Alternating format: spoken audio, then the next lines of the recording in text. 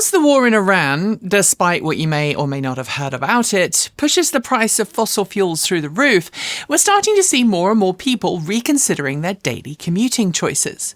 6 years ago, in the midst of COVID, where most people with desk jobs were still working remotely, rising fossil fuel prices would be much less of a concern. But since Type A personalities don't believe it's possible for their very often introverted staff to be productive at home, the RTO orders that have slowly trickled in over the past few years mean that while some people still do work remotely, the overwhelming majority of folks are back to spending multiple hours a day unnecessarily travelling to and from work. At this point, the sane, sensible answer to rising fuel prices and workers choosing between paying bills or getting to work would, of course, be to reinstigate work from home for those who could, at least in places where decent public transit still doesn't exist because it's somehow considered alongside UBI to be tantamount to communism. And while I could spend a decent part of this video explaining the difference between socialism, which those ideas do align with, and communism, which those ideas might not, I will in fact save you the rant this time. For many folk around the world, where personal cars play a far smaller role in everyday commuting, public transit, cycle-friendly and walkable cities mean that commuting when gas prices are high is far less of an issue. But for many other parts of the world, where the mighty V8 is still king, many people face the real challenge of commuting to work without bleeding cash on gasoline or diesel. Here, in the reasonably motorcycle and cycle-friendly world that exists in the greater Portland, Oregon area, I've seen a real surge in the number of cyclists on the road during the morning rush hour, as well as a measurable increase in the number of motorcycles. Interestingly, I always spot people on older Tourers and dual sports heading into Portland during the morning rush hour, while I usually see brand new sports bikes heading out of Portland into the tech burbs. But nevertheless, I am seeing more motorcycles. Obviously, if you're at this channel, you'll be familiar with the very practical alternatives to fossil fuels offered in the form of EVs.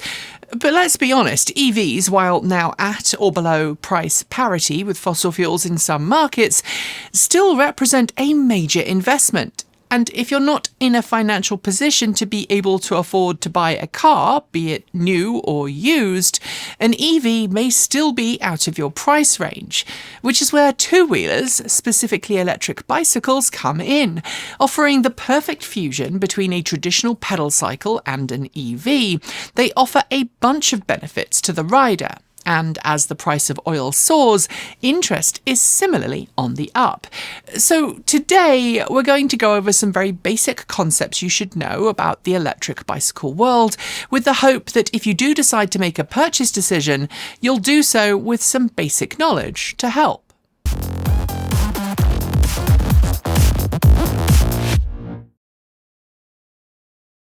Now, before we go any further, I want to be completely upfront with you about one thing. E-bike regulation. It's a minefield. It's messy, complicated, and in a state of almost constant flux, and it's most noticeable in the US, where different states, and sometimes even different cities, have their own rules about what an e-bike actually is and what type of e-bike are allowed where. Those rules can cover everything from power limits and top speed to rider age to whether you need insurance or a license plate. So treat this video as a starting point for your own research before you buy, not a definitive guide. You have been warned. Now, the basics. Electric bicycles have been a commercially available product since the early 1990s, when improving battery technology and advances in small electric motors made them viable for the first time. Early models were, to put it charitably, not great. They were heavy, slow, and with range measured in disappointment rather than miles. But as NiCad, then nickel metal hydride, then lithium battery technology matured and motor design improved, e-bikes went from cumbersome novelties to genuinely practical transportation.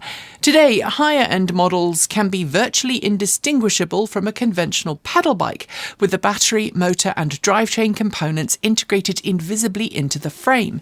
But the majority of e-bikes you'll encounter on the road give themselves away in a couple of ways: a more pronounced down tube housing the battery pack, and the presence of either a hub-mounted motor sitting inside one of the wheels or a mid-drive motor mounted centrally at the pedal crank.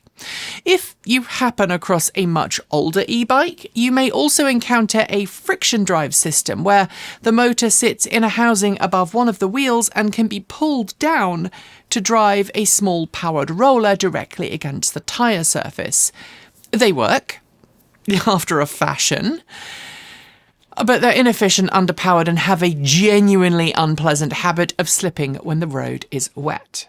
I thought they were an historical curiosity more than anything else at this point, but in researching this video I learned that apparently they're still being made. Some of them even have smartphone connectivity. Woo! But they still kind of suck when it comes to efficiency and day-to-day operation. Because a smartphone app doesn't change the whole loses grip when it's wet thing. As for those higher-end models that are virtually indistinguishable from a pedal cycle, they are now commercially available, but they're also causing headaches for the professional cycling community. I don't know why professional cycling is so full of people willing to enhance their performance, either medically or electronically, but hidden e-bike assists have plagued the sport for the better part of a decade. These days, the UCI, that's the International Cycling Union, has resorted to some pretty serious anti-cheating technology to detect and then punish cyclists who use them, and every year, more and more cheaters are getting caught. At a most fundamental level, an electric bicycle does one of two things. It either moves the bike under electric power alone, or it assists the rider while they pedal. These two approaches form the basis of most of the regulatory distinctions you'll encounter around the world, so it's worth understanding the difference. The first type uses some form of throttle, letting the rider apply power without touching the pedals at all. The second is commonly known as a Pedelec, short for pedal electric cycle, where the motor only cuts in when you're actively turning the cranks. That's a very, and I do mean very, basic summary of what's happening. And in practice, the rules governing which arrangement is legal vary enormously depending on where you are. Some jurisdictions require the motor only assist when you're pedalling with no throttle permitted at all. Others allow a throttle alongside the Pedelec system but require that pedals are present. And in others, still, a throttle-only setup is perfectly legal, which puts those machines closer to a lower-powered moped than a traditional bicycle. Where pedals are present, they're usually connected to a conventional drivetrain, chain or belt driven, with a hub or derailleur gear that works just like any regular bicycle. The bike's power electronics determine how much assistance to provide based on your pedaling cadence, using either a magnetic Hall effect sensor or an optical encoder ring on the crank, which essentially detects how fast you're turning the pedals and responds accordingly. And in most cases, that drivetrain connects directly to the rear wheel, so you're contributing mechanically as well as triggering the motor assist. But that's not always the case. A small number of designs take a completely different approach, including the TM-B from Also, the Rivian-established micromobility company, which uses what it calls a pedal-by-wire system. There is zero mechanical connection between the rider pedaling and what the motor tells the wheel to do. Instead, pedaling feeds a generator, which in turn powers the motor. I am frankly very doubtful about this bike's claims, but I also, no pun intended, haven't ridden one yet. And at more than $4,500 for the launch version, I doubt I ever will. I'll come to pricing later on in my video, but in my opinion, anyone spending that much on an e-bike is leaning heavily into the lifestyle segment and not the just get me to work without bankrupting me vibe. And of course, then there was the Revo, a bike from a now bankrupt company that is most infamous for its terrible, convoluted design, its lack of user-repairable parts, and a crank that would rotate when the bike was pushed, engaging its assistance mode by default and turning it into, at least for a short while, a self-riding bike of doom. It did drive its rear wheel directly from the crank, but also so terribly that efficiency was the last thing on anyone's mind. I don't want to go into it here, but do go and watch the excellent video from Berm Peak, there are two, on the subject, who also happens to drive a Ford F-150 Lightning. So go watch that video on this bizarre curio, if you dare. I would love to tell you that's the limit of e-bike mechanics, but it really isn't.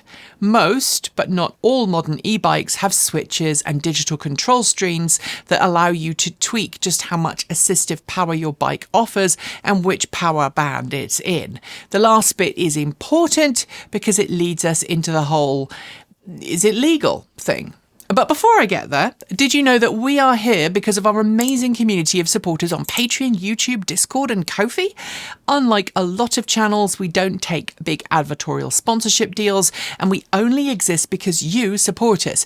You'll find links down below if you'd like to help, and you'd also find links to our channels on the Fediverse, because we don't believe in paywalls. Okay. Right, channel plug done. Let's talk legality. I want to reiterate what I said earlier here. Your local situation can and most likely does vary from any standard baseline, so always check, don't just assume. For reasons that I hope will become obvious, I'm going to explain the US system first and then use that as a framework for explaining the European one. In the US, as a general rule, and remembering there are exceptions at the state level, a Class 1 e-bike is one where the motor only operates when you are physically pedaling. It's limited to a top speed of 20 miles per hour, or about 32 kph. A Class 2 e-bike can operate in either pedal assist mode or via a separate throttle, meaning you can pedal or not and still use the motor. It also has a top speed of 20 miles per hour. Class 3 bikes are pedal assist only, no throttle, but with a higher top speed of 28 miles per hour or 45 kilometers per hour, and they're required to have a speedometer. Now, before anyone comes at me in the comments, you'll notice I haven't mentioned maximum power output. That's because different states have different rules.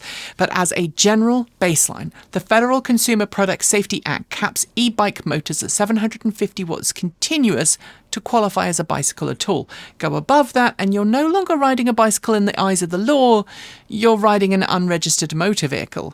And here's the thing, some of the most powerful e-bikes being actively marketed and sold right now are technically legally grey. Manufacturers often advertise peak wattage, sometimes well over 1,000 watts, while arguing the continuous rated output stays within the limits. Whether that holds up legally depends very much on where you are and whether anyone's checking. Which brings me to Europe. In most European countries, and again, this does vary, the equivalent of a US Class 1 bike is called a Pedelec. It's restricted to a top speed of 25 kilometers per hour, or about 15.5 miles per hour under electric power, and that's assistance only, kicking in when you're pedaling. Stop pedaling and the motor cuts out. The motor can also not exceed 250 watts continuous power, which is worth understanding because it allows for higher torque motors with a higher peak output as long as their continuous rated power stays within that limit. The gap between peak and continuous power is, as you might have guessed, also where some manufacturers push their luck. Then there's the throttle-equipped equivalent of a Class 2. These can be ridden with or without pedalling, but in most EU member nations, any bike that can be propelled purely by its electric drivetrain is treated as a moped, and that means type approval, registration, insurance, a license plate, the works. Despite their limited top speed, for that reason, throttle-only e-bikes tend to not be very popular in Europe. Finally, the European equivalent of a Class 3 comes with a bit of a twist. These are called S-Pedelecs, short for speed pedelecs. They can have a throttle to assist from a standing start, but that throttle is limited to just 6 kilometers per hour, which is just enough to get you moving. Once you start pedaling, they will assist you up to 45 kilometers per hour. That's about 28 miles per hour. And the motor power ceiling is higher, considerably higher than a standard pedelec.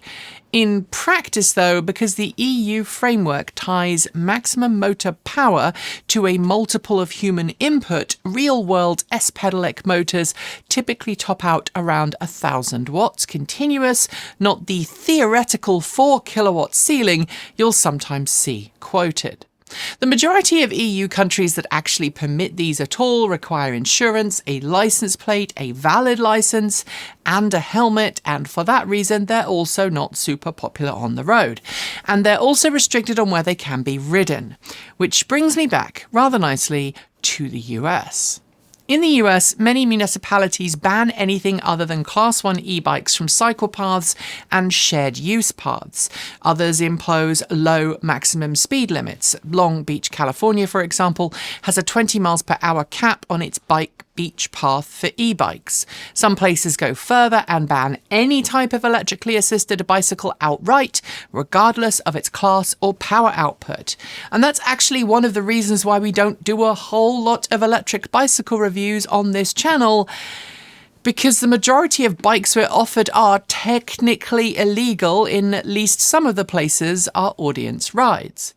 The legislative picture is genuinely messy, and some states are actively working to restrict e-bikes further, pushing for outright bans or reclassification as motor vehicles. Others are taking a more thoughtful approach. Oregon, for instance, has been working towards a state-mandated e-bike safety education and information campaign. The idea made it into legislation, but it didn't survive the budgetary process. And in the meantime, local organisations are already filling that gap with free online safety courses covering the rules of the road, e-bike classifications and responsible riding techniques. It is the right instinct, even if the funding hasn't yet caught up. And that unfortunately brings me to the less savoury parts of e-bike ownership: safety and irresponsible owners. Now, I have discussed e-bike battery fires before on this channel, an influx of cheap, poorly designed e-bikes, mainly from China, with little to no battery management and ultra-cheap components, many of which flooded the market right around the time COVID-19 took hold. And they gave rise to some pretty high-profile fires involving e-bike battery packs. I will link to a video below that covers ways to mitigate that risk, but the short version is this: if you want one simple rule when it comes to batteries, make sure your e-bike, its battery pack and charger all carry Underwriters Laboratories certification, specifically UL 2849, which is the relevant US standard for e-bike electrical systems. Meanwhile, if you're buying a European bike or riding in Europe, the equivalent mark to look for is EN 15194. They're not the same thing, but they do serve the same purpose, which is independent verification that someone other than the manufacturer has checked whether the thing is likely to catch on fire. It's also advisable to make sure that any e-bike charging takes place in a well-ventilated area, that you do not subject the charger itself to a damp environment, and that you ensure the charger and battery pack are not buried under a pile of last week's laundry. It's all standard power electronic common sense, to be honest, but it's worth reiterating. That bit of safety out of the way, let's talk about the rather thornier issue of irresponsible riders and the manufacturers who enable them. It is remarkably easy to obtain an electric bicycle that is, in all but practice, an electric motorcycle through online resellers and very often through large retailers like Walmart, who seem to treat official e-bike classifications as a polite suggestion. Their lawyers have been very careful about this. Read the small print on many of these listings and you'll find them marketed as off-road only, which is the loophole that allows them to offer far more power than would ever be legal on public roads. Some come with pedals that can be removed or simply never installed in the first place, and thanks to ultra-dense lithium-ion battery packs and powerful motors, some of these machines can out-accelerate almost anything else at the traffic lights. The classic poster child for this is the Sur-Ron range. The Light BX, for example, has a top speed of around 46 miles per hour and can hit 30 miles per hour from standstill in under 3 seconds. It produces 8 kilowatts of peak power. That's more than 10 times what a legal European Pedelec be allowed to be, and it is quite obviously not an electric bicycle. And yet, it is routinely ridden on roads, in bike lanes and on shared use paths by people who either don't know or don't care that it's illegal to do so. So I want to be clear here. There are plenty of Sur-Ron owners who ride responsibly on private land and designated off-road trails exactly as the manufacturer intended. And as is always the case, it's a minority spoiling it for the majority. But that minority generates headlines, and those headlines have a direct impact on legislation affecting anyone who rides any kind of e-bike.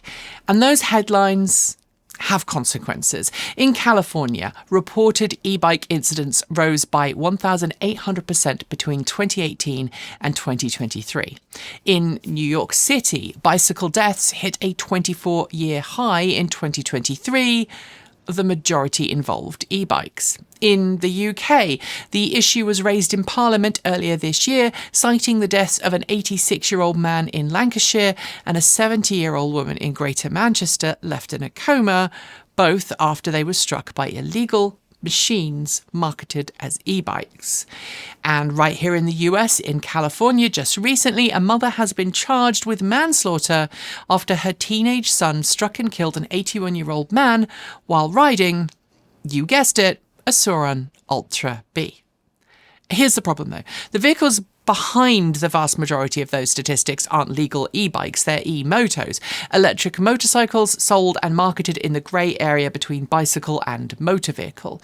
But when a politician reads those numbers or a grieving family demands action, that distinction rarely makes it into legislation that allows for an expansion. And so the bans, the restrictions, the speed caps and the crackdowns land on everyone, including the people riding perfectly legal, perfectly sensible Class 1 commuter bikes to get to work every morning. The Light BX that I talked about earlier isn't an e-bike. It never was, but it's helping write the rules that govern the ones that are. Which brings me rather neatly to what you should actually know before buying an e-bike, on the assumption that rising fuel prices have made you consider one as a serious commuting option. First, some validation. Electric bicycles are exactly as safe as the people riding them. If you're going to ride, electrically assisted or otherwise, your safety matters. A helmet is not optional, and high visibility clothing is strongly recommended. Illegal working lights and required reflectors are also not a suggestion. They're a legal requirement in most places and a basic act of self-preservation in all of them. You should also be prepared to maintain your bike.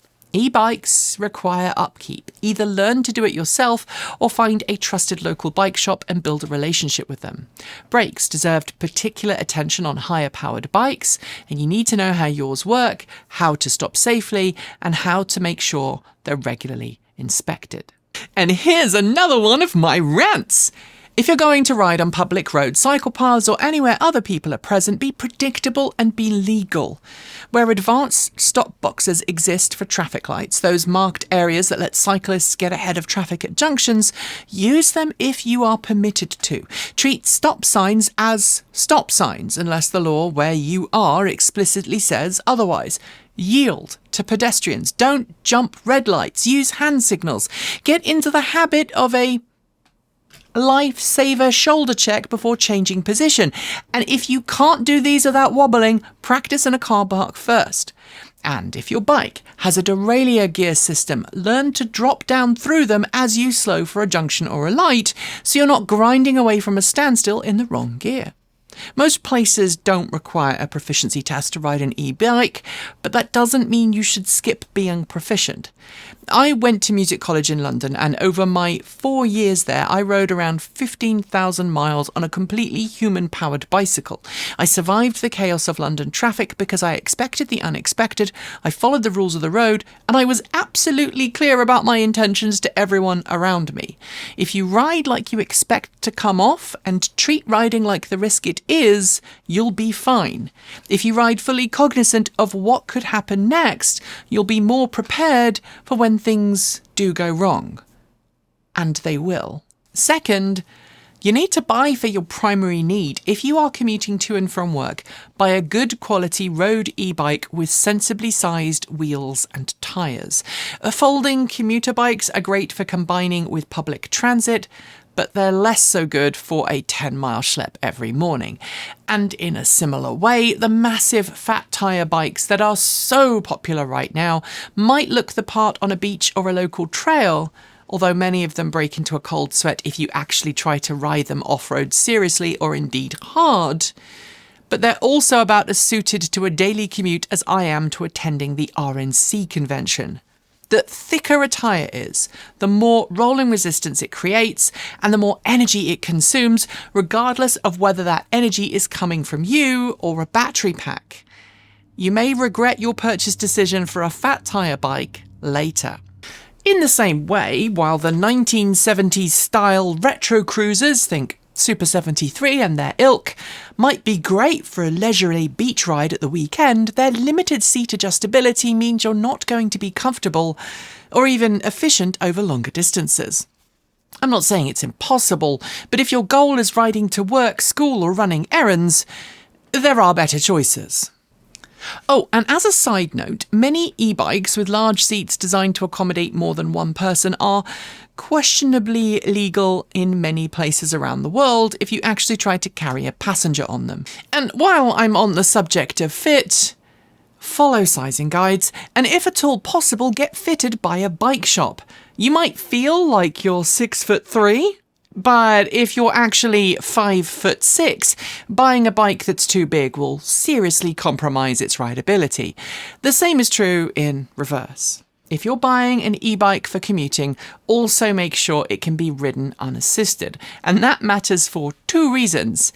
Failures happen, and you might simply forget to charge it. But it also matters because you might not always want to use the assist. It's actually quite common for people to use their e-bike's assist or throttle mode on the way to work, arriving relatively unflustered, sweat-free, and fresh and ready for the day. Then on the way home, they dial back the assistance or turn it off entirely and use the return journey as an evening cardio session. And there are plenty of studies to back this up. E-bikes can improve cardiovascular fitness, not reduce it, partly because people who would never get on a conventional bicycle will happily ride an e-bike, and any cycling is better than no cycling. When it comes to motors and battery packs, again, make sure they're legal and safety approved where you are, and if at all possible, try different motor configurations before you buy. Some people hate mid-drive motors on the bottom bracket, others swear by them. Personally, I can't stand front hub motor arrangements because they affect your steering feel and braking behaviour in ways that I find deeply troubling. Rear hub motors I can live with, but your mileage, as ever, may and will vary. Finally, let's talk about price, and something I've not covered yet, cost to run. Charging an average e-bike usually uses roughly the same energy as running a laptop computer for a few hours. It's the kind of number that'll already make sense on your home energy bill. Compare that to what you're currently spending at the pump or indeed the charging station for an EV, and hopefully the maths will do the rest. So what should you spend on an e-bike? The honest answer is don't buy anything you can't comfortably afford, but also don't go so cheap that you end up buying something unsafe, unreliable, or destined for the recycling centre inside 6 months. In the US, the sweet spot for a solid, reliable daily commuter e-bike sits somewhere between $1,000 and $1,500. Below that, you're increasingly in the territory of questionable battery certification, cadence sensors instead of torque sensors, and brands that may not exist, by the time you need that warranty claim honoured. Above it, if you're getting into genuinely excellent bikes or you're buying into a mark or a nameplate, you're also probably getting into diminishing returns for a pure commuter bike. In the UK, a similar bracket applies, somewhere between £900 and £1,500 sterling, and if your employer participates in the Cycle to Work scheme, that effective price drops considerably. I should point out here that the UK isn't the only place to offer such schemes, and many companies around the world offer their own subsidy programs for e-bikes, so it's worth checking, especially if you work for a large company, if something exists like that where you work. In continental Europe, the legal 250-watt power limit means the market skews slightly more affordable, and €800 to €1,500 will get you into genuinely good hardware. At the top of that range in Europe, you'll start seeing bikes with Bosch or Shimano steps motor systems, which are generally pretty good. One final thing before I wrap up the whole buying guide, and it's something I'd be remiss not to mention. If your goal is genuinely to replace car trips rather than just commuting, don't overlook cargo e-bikes. Long-tail cargo bikes, they're kind with an extended rear rack capable of carrying children, groceries or gear, are a legitimate car replacement for a surprisingly large number of everyday journeys. At least they are in Europe. They cost more, typically starting around $1,500 to $2,000 in the US and equivalent in Europe, and they're a bigger commitment. But if you are serious about ditching the car rather than just supplementing it, they're worth a video of their own. And honestly, I'm not going to make one because Not Just Bikes has already made a really brilliant one on the subject. It's called The Car Replacement Bicycle, and I will link to it in the down below. So there you have it, a whistle-stop tour of e-bike basics, very basics, which I hope will give you enough interest to go on elsewhere. I purposely kept the studies and the specifics out of it, but hopefully I have piqued your interest. And honestly, for a large proportion of the population watching this who live in a reasonable cycling distance of where they might work, an e-bike might be the way to help avoid high fuel prices, get fitter and regain some all-important U-time. You never know what you'll see, or indeed where you'll go, on two wheels. Thanks for watching to the end. If you made it this far, let me know in the comments below if you have tried or ridden an e-bike in the past, and if you are an e-bike rider, tell me about your experiences and tell me what you'd change. Keep it civil and remember that your experiences aren't the only valid ones. We're 100% dependent, and if you'd like to help us stay that way, there's a link in our show notes to support us on Patreon from $1.50 a month, so you can join the long list of amazing channel supporters right next to me. You can also send us money on Ko-fi, buy some swag from our swag store, like this amazing t-shirt, which I hope you'll all buy. And please hit subscribe.